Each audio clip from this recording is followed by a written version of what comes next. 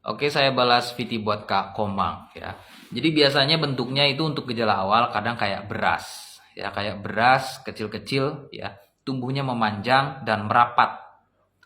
Nah, itu adalah ciri-ciri keluhan kondiloma acuminata atau kutil kelamin kalau pada wanita. Ya. Sedangkan pada pria juga sama, panjang-panjang sebesar ujung jarum dan dia merapat melingkar hampir di kepala kemaluannya. Nah, itu untuk ciri-ciri pada pria. Jadi cara terbaik adalah untuk mencegah adalah jangan sampai berhubungan seksual ya dengan pasangan yang mengalami keluhan kondiloma acuminata atau kutil kelamin, baik itu pada wanita atau mungkin sebaliknya untuk pada pria. Kalau pada wanita kan biasanya nggak kelihatan ya karena tumbuhnya di bagian dalam. Jadi lebih seringnya di labia minora atau bibir misfi namanya ya. Jadi ada di bagian sininya biasanya. Jadi nggak kelihatan. Kadangkala nanti mungkin mulai dirasa ketika mulai sudah ada gatal, mungkin keputihan, baru nanti dirasa ya. Karena untuk pada awal-awal biasanya tidak ada gejala, tidak ada keluhan apapun sehingga membiarkan keluhan tersebut hingga jangka lama.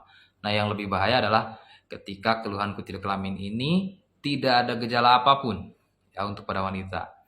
Yang jelas kalau pasangan pria yang paling kelihatan kan pada pria ya. Kalau pada pria itu memang ada masalah, ada keluhan benjolan-benjolan kutil di bagian kemaluannya, di bagian kelaminnya, maka saran saya harus hati-hati.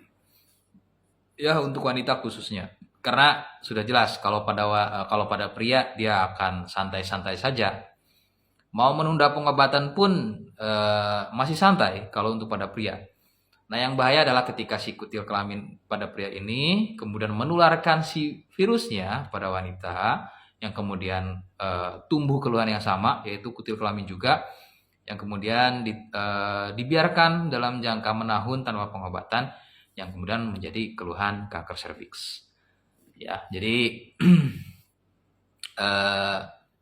lebih hati-hati lagi untuk wanita karena sekarang banyak juga penderita keluhan kutil kelamin pada wanita dan biasanya menganggap enteng keluhan tersebut hingga kemudian nanti muncul pendarahan, ya keputihan berlebih, menyengat, berbau dan ternyata sudah ada gejala keluhan kanker serviks.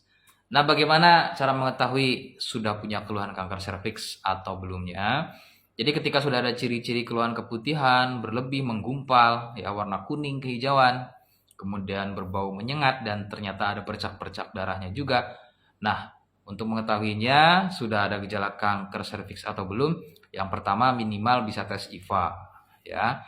Itu di puskesmas biasanya gratis. Paling bayar berapa sih lah? Paling cuma 25.000. Bayar untuk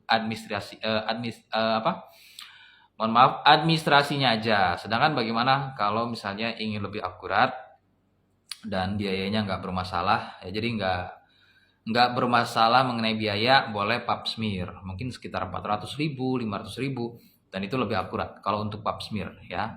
Silakan pilihannya ada dua, tes IVA atau pap smear. Nah, apa yang terjadi ketika sudah mengalami keluhan kondiloma acuminata atau kutil kelamin? Maka silakan cara pertama ya untuk rekomendasi silakan bisa ke medis, mungkin nanti operasi ya. Kalau misalnya biayanya ada, silakan ya. Kemudian setelah itu nanti gunakan injeksi ya cairan produk Gardasil 9. Jadi itu untuk mematikan si virus HPV-nya. Jadi setelah tindakan kemudian nanti Gardasil 9 digunakan ya sampai 3 kali. Nah, itu adalah opsi pertama kalau biayanya ada. Adapun ada opsi lain, dari saya ada produknya. Ini hanya pilihan saja buat kakak. Nanti mau ke medis, silakan. Opsi lainnya juga bisa menggunakan produk dari saya. Dan ini sama, produknya ada 4 botol produk. Ini digunakan untuk mematikan si virus HPV-nya, penyebab utama keluhan kondiloma acuminata atau kutil kelamin. Produknya sudah ada izin BPOM ya, semuanya juga sudah ada izin BPOM. Dinas Kesehatan juga sudah ada, bahkan halalnya dari MUI juga sudah ada. Jadi buat kakak nggak perlu khawatir mengenai legalitas dari produknya. Dan itu adalah paket dalamnya, sedangkan untuk paket luarnya ada salepnya. Ini digunakan untuk membersihkan atau merontokkan si kutilnya. Nah, bagaimana cara pesannya? Boleh silahkan komentar video ini, cara pesannya bagaimana. Dan kemudian mau konsultasi juga boleh, silahkan bisa komentar.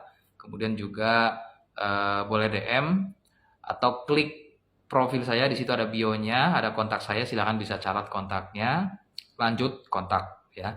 Kemudian boleh via live, saya live di TikToknya, nama TikToknya adalah Admin Denatur Indonesia. Sekali lagi nama TikTok saya Admin Denatur Indonesia. Itu adalah nama akun TikTok utama saya. Ya, jadi saya live di akun tersebut.